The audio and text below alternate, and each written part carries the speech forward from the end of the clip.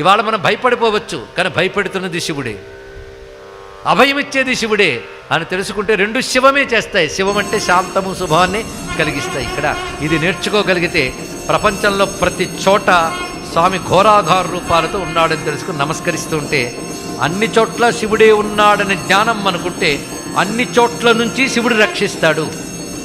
నేను తెలుగులోనే చెప్పాను, మరొక్కసారి చెప్తాను. ఇవి సూత్రంలా గుర్తుపెట్టుకోవాలి.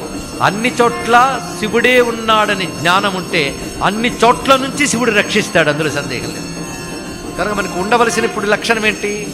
ఘోరాఘోరములు రెండు శివుడే అని రోజు అనుకోవాలి. నువ్వు రోజు అనుకోవాలి. రోజు అనుకోవడమే పూజ, మరొకటి కాదు. ఘోరంలో అఘోరంలో శివుడే ఉన్నాడు, శివుడే ఉన్నాడు, శివుడే ఉన్నాడంటే శివుడే ఏమనుకుంటాడు తెలుసా? నా అడ్రస్ వీడికి తెలిసిపోయింది, జాగ్రత్తగా ఉండాలనుకుంటాడు.